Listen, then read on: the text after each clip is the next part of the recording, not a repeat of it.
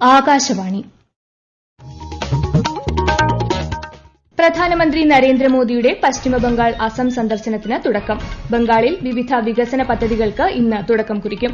Indian കരകൌശല വസ്തുക്കളുടെ സംരക്ഷണം ലക്ഷ്യമിട്ടുള്ള ഗാന്ധി ശില്പ ബസാർ, കൊച്ചിൻ ക്രാഫ്റ്റ് ഫെസ്റ്റ് 2025 പ്രദർശനമേള കേന്ദ്ര സഹമന്ത്രി ജോർജ് കുര്യൻ ഇന്ന് എറണാകുളത്ത് ഉദ്ഘാടനം ചെയ്യും. പ്രശസ്ത ചലച്ചിത്ര താരവും സംവിധായകനും തിരക്കഥാകൃത്തുമായ ശ്രീനിവാസൻ അന്തരിച്ചു. വിയോഗത്തിൽ അനുശോചനം രേഖപ്പെടുത്തി സാമൂഹിക, രാഷ്ട്രീയ, സാംസ്കാരിക രംഗത്തെ പ്രമുഖർ. സംസ്ഥാനത്തെ തദ്ദേശ സ്ഥാപനങ്ങളിലേക്ക് തെരഞ്ഞെടുക്കപ്പെട്ട അംഗങ്ങളുടെ സത്യപ്രതിജ്ഞ നാളെ പൂർത്തിയാകും. പുതിയ ഭരണസമിതികളും നാളെ ചുമതലയേൽക്കും. ശബരിമലയിൽ ഭക്തജനത്തിരക്ക് തുടരുന്നു. സന്നിധാനത്ത് ഫോട്ടോ, വീഡിയോ ചിത്രീകരണത്തിന് കർശന നിയന്ത്രണം. ദുബായിൽ നാളെ നടക്കുന്ന അണ്ടർ 19 ഏഷ്യാകപ്പ് ക്രിക്കറ്റ് ഫൈനലിൽ ഇന്ത്യ പാകിസ്ഥാൻ പോരാട്ടം.